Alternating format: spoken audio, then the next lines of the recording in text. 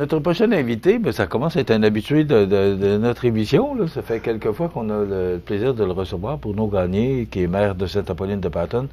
Bruno, bon matin. Bon matin, Michel. Bruno, vous m'avez téléphoné la semaine dernière parce que là, il y a des développements qui se sont passés. La semaine dernière, quand vous êtes venu nous parler concernant le dossier de la fermeture, la possible fermeture de l'école de Sainte-Apolline, vous me disiez que vous aviez des visites d'étudiants, de parents là, qui pourraient être intéressés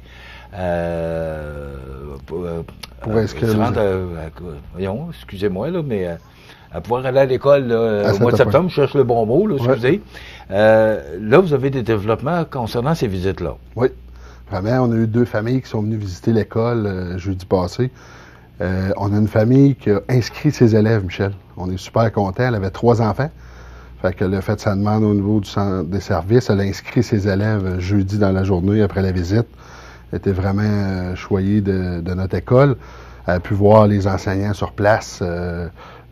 Aussi, on a un enseignant pour les élèves un petit peu plus à difficulté. Elle était là sur place. On avait quand même l'équipe quand même, ça a bien à donner, là. Quand même l'équipe complète à l'école. Fait que on est super contents. Quand on vous dit qu'on travaille, on travaille à tous les jours sur le dossier, là. Puis là, l'autre famille qui sont venus visiter, ils nous ont pas donné de réponse, mais on va voir par la suite. On va dialoguer avec eux autres cette semaine aussi. Fait que on est super contents des 3 élèves. On atteint notre seuil de 20 élèves.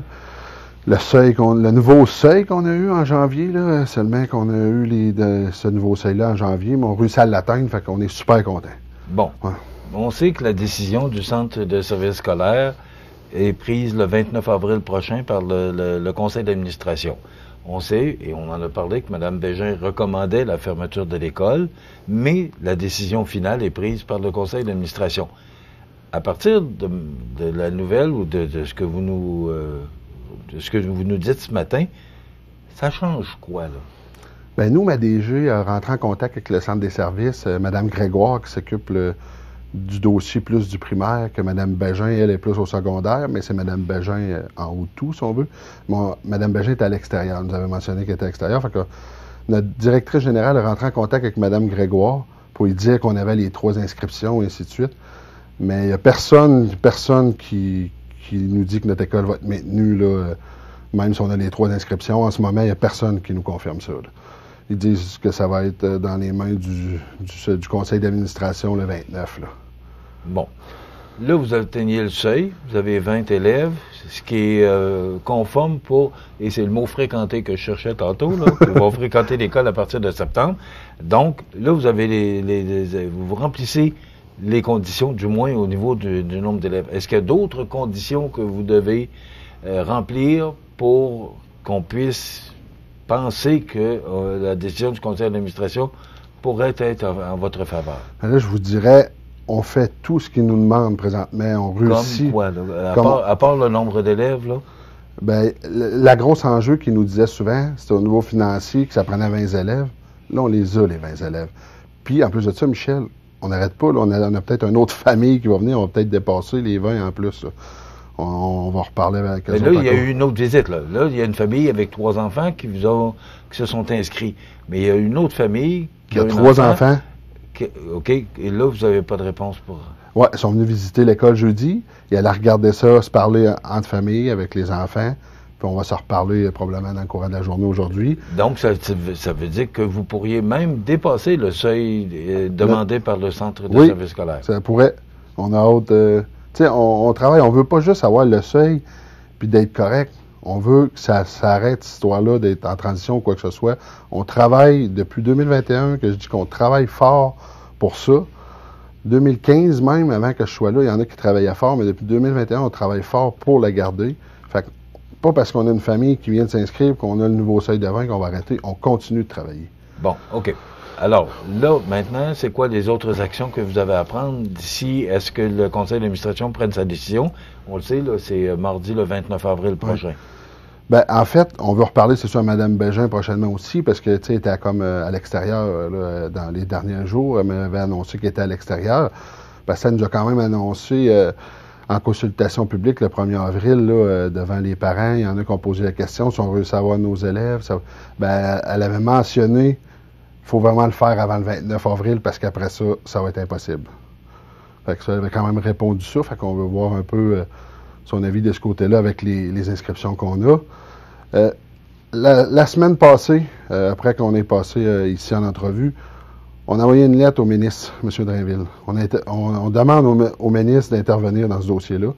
Puis on veut qu'il y ait toutes les informations. On veut être sûr qu'il y ait toutes les informations. On a quand même Mathieu Rivet qui est notre porte-parole, on va dire ça, qui fait la voix, puis qui, je suis sûr qu'il fait super bien sa job. Mais on veut s'assurer que toutes les démarches qu'on fait, les choses qui se passent soient rendues à M. Drainville. Donc, on a envoyé une lettre en copie conforme aussi à M. Rivet, au centre des services, au conseil d'administration. Fait qu'on a fait ça la semaine passée. Là. Fait que dans les journées d'aujourd'hui, on devrait reparler à notre Mais là, vous n'avez pas eu de nouvelles de M. Drainville, qui est ministre de l'Éducation, là? Oui, exactement. Tu sais, M. Drainville, c'était congé de Pâques aussi pour lui. Si on comprend ça, vendredi, samedi, dimanche, lundi. Fait que on croit qu'on devrait être en mesure de se parler là, prochainement là aujourd'hui. Tu sais, M. Drainville, c'est un gars qui a beaucoup d'importance pour l'éducation dans le rural comme nous. Là. Fait que, on veut parler avec lui. Là. On sait qu'il est aussi ministre et responsable de la Chaudière-Appalaches. Oui, donc, on est dans son milieu. Là. Oui, exactement.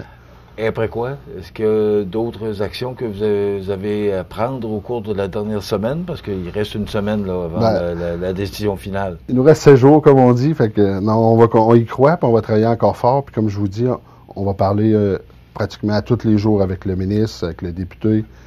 Puis on continue nos actions de notre côté là, pour d'autres familles. Là.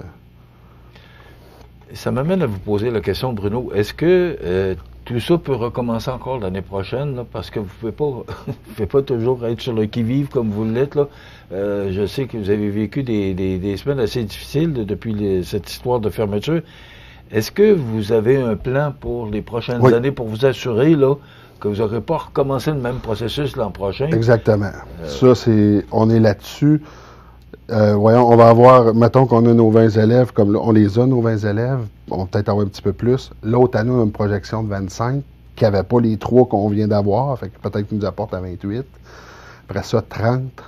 Fait que moi, je pense... Qui vous donne ces chiffres-là? Là? Ça, c'est les naissances, les bébés qui viennent naissants à Sainte-Apolline même, ou les nouveaux arrivants qui arrivent, qui rentrent dans nos calculs. C'est vraiment des jeunes du milieu de Sainte-Apolline et non qu'on pense qu'ils vont s'en venir. Non, ça ne sont pas calculés. Même les enfants qui font l'école à la maison ne sont pas calculés dans ces chiffres-là. Oui. OK. Donc, 25-26, les jeunes qui vont fréquenter l'école, vous avez 20 élèves. 26-27, vous en auriez combien? On aurait un total de 28 parce qu'on avait 25 avant les 3 nouveaux arrivés. Fait qu'on on va se porter à près de 28. OK. Ça, c'est confirmé, là, que vous allez avoir 25 élèves là, pour l'année 2026-2027. Ça peut jamais être confirmé, Michel, parce que c'est des inscriptions. Mais c'est la projection qui nous apporte là, à moins de déménagement, et ainsi de suite. C'est les projections qu'on va avoir de 25 élèves plus 3, 28. Bon. Et avec les coupures qu'on voit là, un peu partout, là, particulièrement là, au ministère de la Santé puis le ministère de l'Éducation, est-ce que ça se pourrait qu'on change les chiffres, qu'on élève les chiffres pour les prochaines années? Est-ce qu'on vous assure que les chiffres qu'on vous a donnés, qui ont changé à partir du mois de janvier, vont rester ces chiffres-là? Est-ce que vous allez avoir à vivre avec les chiffres qu'on vous donne depuis le 4 janvier dernier? Aucune idée, Michel. Je peux pas savoir c'est quoi le plan parce que, tu sais, ils ont changé le seuil quand même. Est-ce que vous avez posé la question? Non, moi, j'ai pas encore posé la question à ce niveau-là parce qu'on travaille présentement sur le dossier. Fait on voit qu'est-ce qu'il y en a, puis on sait qu'on est vraiment à une pente montante beaucoup. Fait que nous, je pense, même s'ils rechangent les chiffres par la suite, ils ne pourront pas passer de 20 élèves à 40, je sais pas, exemple. On nous dit que c'est financier, que 20 élèves couvrent le financier, donc on pense qu'à un moment donné, il n'y aura pas un gap de 20 élèves de plus pour couvrir le budget. Là. Mais comme on vous dit, on continue de travailler, on travaille très fort, puis on s'en va pour s'enligner une trentaine d'élèves d'ici 2028, fait que c'est excellent. Là. OK. C'est excellent. L'école, est-ce qu'elle est en bon état? Est-ce que l'école a besoin de réparation? Est-ce que il y avait des plans que vous avez été mis au courant par rapport à l'entretien de l'école? Je vous dirais, l'école, je me souviens pas exactement, mais la couverture a été faite dans peut-être, 10 ans, je me souviens pas exactement. Peut-être un peu si on va à l'extrême de la peinture, à faire quoi que ce soit, mais nous, On a visité l'école, on la visite souvent. Là. Notre bureau municipal est à l'intérieur même. Fait que nous, non, l'école, on croit qu'elle est en santé, qu'il n'y a pas de gros changements majeurs à faire dedans, surtout pas pour accueillir des nouveaux élèves ou d'ouvrir une classe maternelle. On a la classe, on a toutes les classes et les équipements requis pour l'école, pour faire l'enseignement. OK. Ouais. Est-ce qu'il y a des choses qu'on pourrait mentionner que j'ai pas touchées, là, qui seraient importantes pour vous? Non, je pense qu'on a touché un peu à tout, puis on a mis les pendules à l'heure, on va dire ça. On fait un résumé de ce qui se passe, puis c'est réellement ça qui se passe présentement. OK. Donc, là, on a les 3 élèves, c'est confirmé. Le centre de service scolaire est au courant, puis il pourrait s'en rajouter un au cours de la... Peut-être 3. L'autre famille, Michel, c'est 3 enfants aussi. OK. Oui, c'était 2 familles de 3. OK. Mais l'autre famille aussi 3, fait que peut-être 3 de plus aussi. On va voir là, dans les jours à suivre en discutant avec cette famille-là encore. On va suivre ça de près, ce dossier-là, parce que c'est quand même un dossier important pour notre région. Alors, merci Bruno, on va vous souhaiter bonne chance pour que merci beaucoup, ça se passe Michel. bien au cours des prochaines journées. Merci. Bruno Gagné, qui est maire de Sainte-Apolline-de-Paton. Donc, voilà, c'est un dossier qui fait parler beaucoup depuis quelques semaines. Alors, j'ai hâte de voir la décision finale du 29 avril, mais je pense que vous êtes dans les bonnes conditions. Oui, merci beaucoup. Voilà, ça complète.